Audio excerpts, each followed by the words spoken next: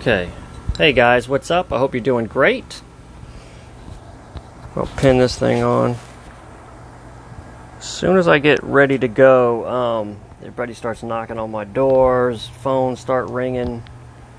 Alright, hopefully you can see pretty good here. Welcome to the show, guys. Thank you so much for checking this out. I'm just a little budget channel, just having some fun, guys. I like to share little ideas of my music and meeting really cool people like you. So thank you for stopping by. You know, I'm not about all that begging for subs or whatever. So, you know, if you do, that's totally cool. If you leave a comment, that's just as cool. So I just appreciate it, man. And hopefully this video will serve as something that won't bore you since you clicked on it. What we're going to do is we're going to look at the Harley Benton here. This is their Pro line, their Pro Series Fusion line also. So they've got like a Super Strat, and then they've got the Telly here. They run a range. Roasted maple is going to cost you an extra $100, which is what this one is. So for $299, you get the same guitar minus the roasted maple neck, really, with the colored top. To be honest with you, the main reason I wanted was the stainless steel frets, you know, just every little detail about it, all the little upgrades. So I figured, you know, I could get that, and if I do anything, just the pickups. Of course, you know what, the more I thought about it, after I purchased it, it was like, you know what, we say that about every guitar. I've seen people buy Surs and change the pickups.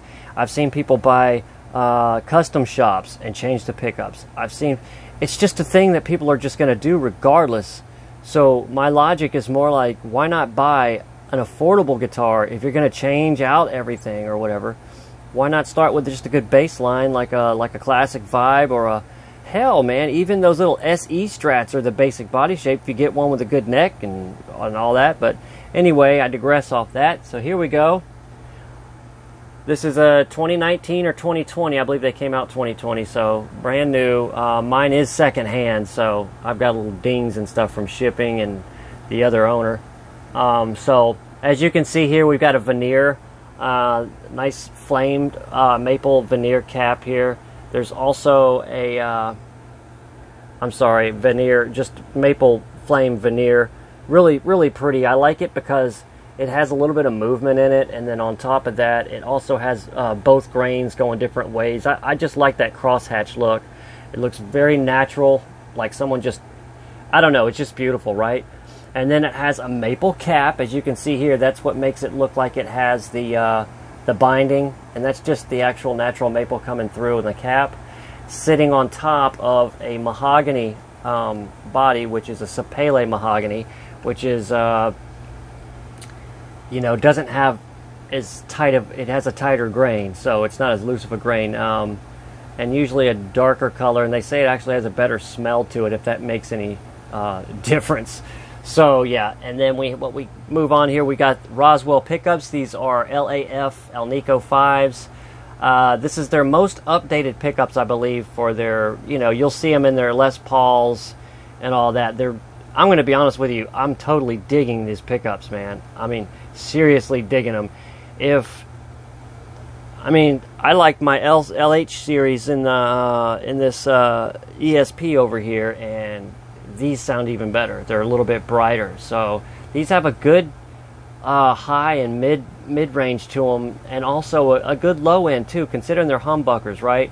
But there's clarity there, man. I can't describe it. At least for me and for what I own, this one is very nice, and I very much appreciate the stock pickups already. So if I ever do upgrade the pickups, these won't be thrown out or cast aside as trash. These will go in something else to make like an HSS Strat or something, right? All right, we got a Wilkenson bridge here, if you can see. Very nice Wilkenson. WVS, it's their 50 series, 2K, I2K, or 2K2 or something like that. You can tighten up the arm, pops in, and then it screws in, and then it locks in. You can lock it with an Allen wrench. It's set to float. I need to level mine a tiny bit of a hair because I lowered it a little bit. Also, we've got a push-pull here, as you can see here. I don't know how expensive or how cheap these are, but they work. This rolls very easy with a tiny bit of play. This one has no play, and it's very smooth. It's a little bit harder on the volume to turn, a little stiffer, okay? So, two different pots here. This is a push-pull pot, and this is going to be your regular old potentiometer, right? Anyway, three-way switch. Just your cheap switch there. These are actual, that's volume pot anyway, is a full-size alpha pot, or whoever. It's just a full-size pot. I guess I'm assuming it's a 500K. I haven't pulled it out because they're humbuckers. Okay, and then as you can see, what makes this a little bit different than a few others is this little carve here. And then the way they've got the binding. That is so unique. It curves around the way they've got it cut. I totally dig that, man. It's nice and even. It's really smooth right here. The paint looks really good. Of course, and then you go to the back. There's the mahogany. It looks like a couple, about 3 pieces probably. Right? Nobody really ever sees the back. It's got a nice belly carve to it. I've got 3 springs in this stock. I'm going to pull the middle one out because I like it to flutter. I haven't done that yet. Keep in mind, I still need to get this thing set up, and this one was secondhand. I bought this used, and to be honest, I think he got it from someone else like new. So anyway, yeah. So, and it traveled all the way from Toman to the original owner. You see that ding? That's all he said it had in the ad, right? And then after I bought it, then he told me about these 2 little dings on the outside.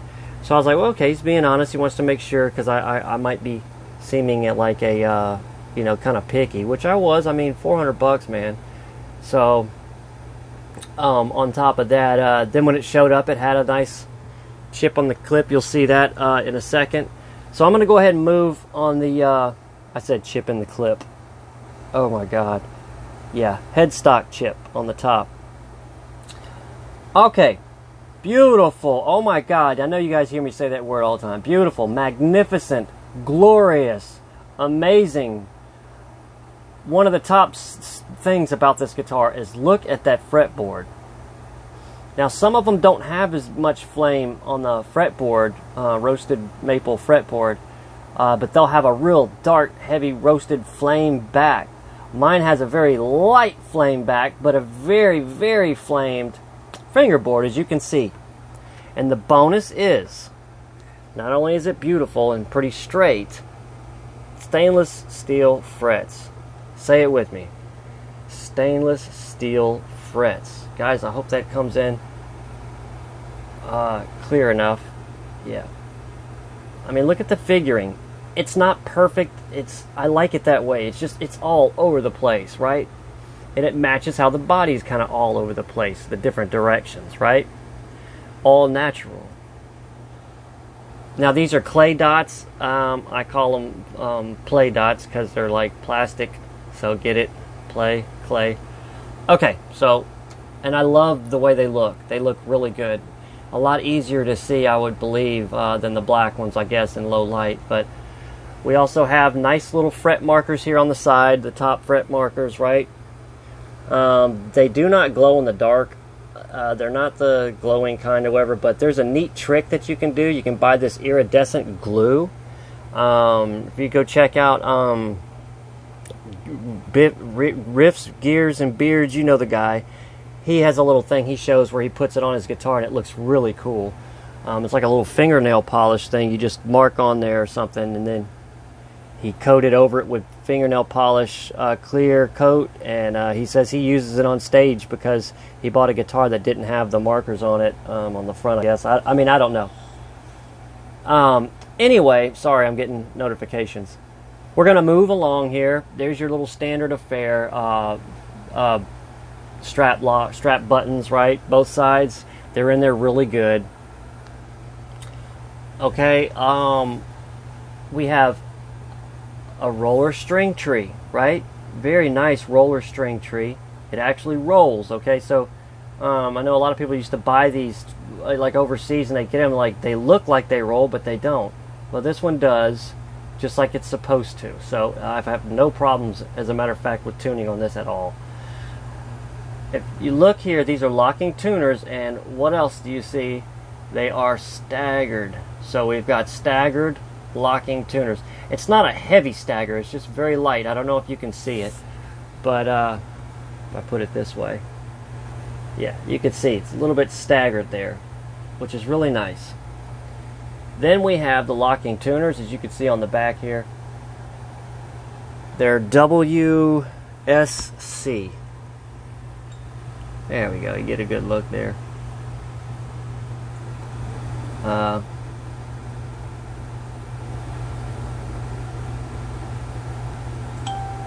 Sorry, man.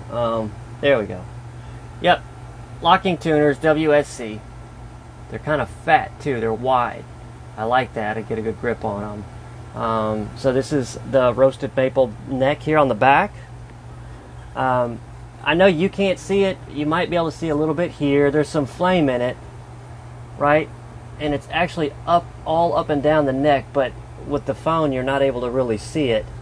I'm trying to get it in some light. You can see what I'm talking about. I mean, it's just, if you were to wet this thing down or moisten it up, or put some kind of a coat over it, you would see a little bit better. It would darken.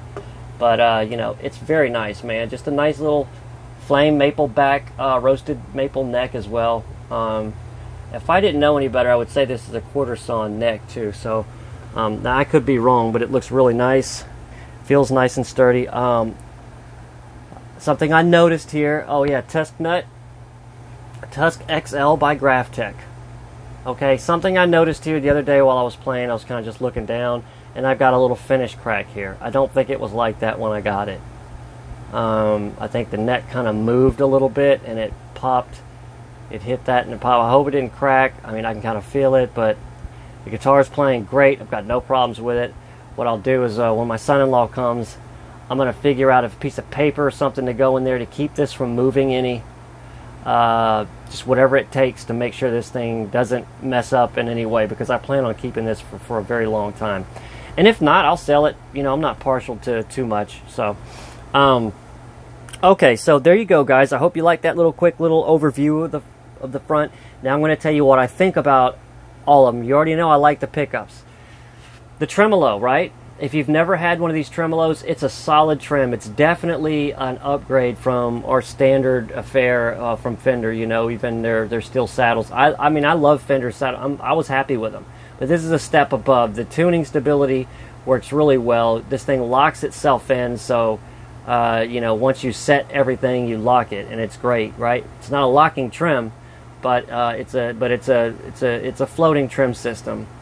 So with the locking tuners, you know, you're pretty much set. The Tusq Nut keeps it from vibrating too much, or I'm sorry, getting stuck too much. So pretty much when they built this, they made it to you know, technically it should stay in tune, because that's what they paid attention to, it seems like. Also, to last a while. You got stainless steel frets, you've got a roasted maple neck, which technically it shouldn't bend and flop around a lot, right? Now, however, on top of that, though, you have to think roasted maple sucks out all the oils and stuff.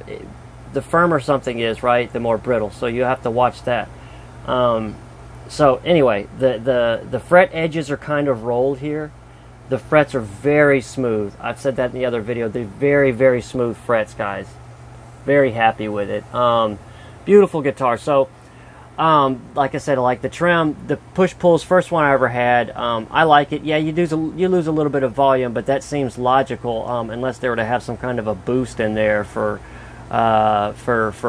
you know, for whenever you do go to single coil, which I don't know much about that, or if a boost would be stupid, if that's a stupid idea or not. But I mean, just to keep your volumes. But it doesn't bother me at all. The three-way switch doesn't bother me. It works fine. I know it's a cheap one because I saw somebody else unbox theirs and tear it down. But it does work. It works fine. Also, it has a thick trim block, a black thick trim block, and 3 springs, and then your 2 screws that go into the back to support it. Everything looks great inside of there. I looked inside of it. So now what we're going to do is go over a few tones, because the locking tuners, like I said, they work great. I watched videos a while back, and I remember people specifying, saying whenever you have locking tuners your first time with them, you don't want to crank them in there because it's actually touching the string when you crank it, and you can crimp the string and pop it. So I just hand snugged it, just barely hand tightened it, and I've had no problems, guys. This guitar is staying in tune just as good as any other guitar I've ever had, if not even better so far, knock on wood. Okay, standard affair jack, nothing special, I'm sure, just a little jack there, right? So input. I'm gonna have this thing, I'll probably, once I pull a spring out, I'll have it back, and then where I can move it and it'll stay just in these two areas, because I like to flutter, and then I like to use the trim for that kind of stuff. So what I figured I'd do is just get a couple little sounds out to let you hear it. If you want to hear it in song, like in a mix or something, I'm not the best recording, guys. I'm still learning, as you know. But there's the last few videos you'll see has this guitar in it. It should say it in the name, and you'll be able to hear what I've done with it so far. And there will be more to come. Hold on just a minute. I gotta find my there it is, the end here. Now I'm running through a Boss GT1. We're just going to put it on clean so you can hear the clean tones.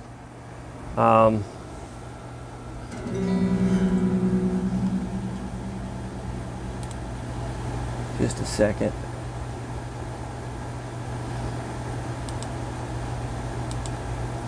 There. Yeah, I just want to put it on clean project just to get the sound to run through here through the speakers, guys. I'm going to turn it up, so hopefully you'll be able to hear it okay.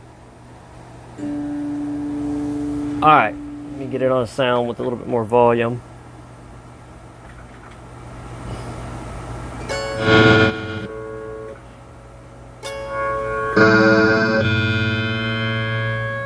Awful. Here we go.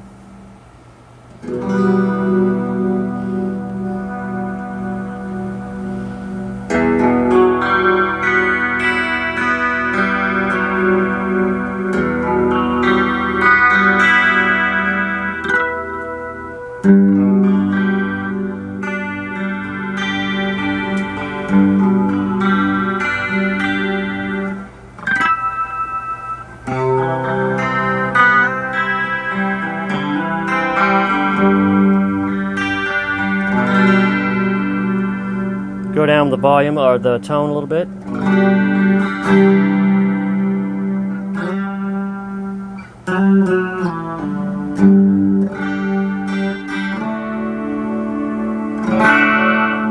All the way down. I guess you would use that maybe for some what?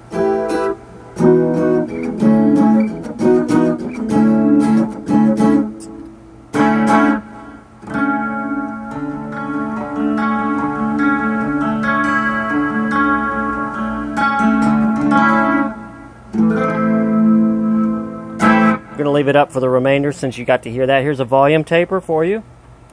Come all the way off.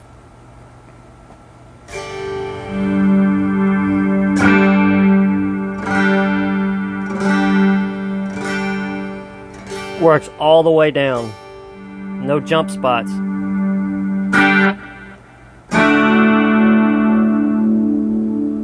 Same with the tone.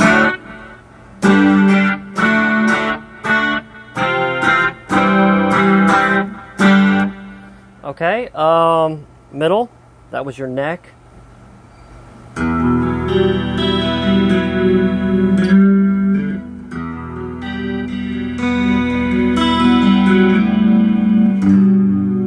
we're going to middle. Oh, well, I'll strum it a little bit.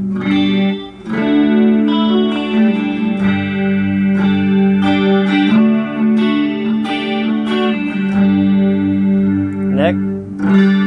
Also, guys, keep in mind, the pickups were lowered. They were decked. I loosened them up, kind of pulled them out with my hand. There's no spring or foam, I don't think, inside, so they should be lifting.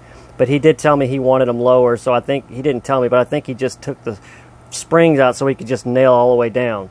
So the bridge is up a little bit higher than the neck, it is what it is for now. So the volumes, you know, that'll be a little bit different on yours, and, you know, to each his own. You'll set up, willing your setup, so.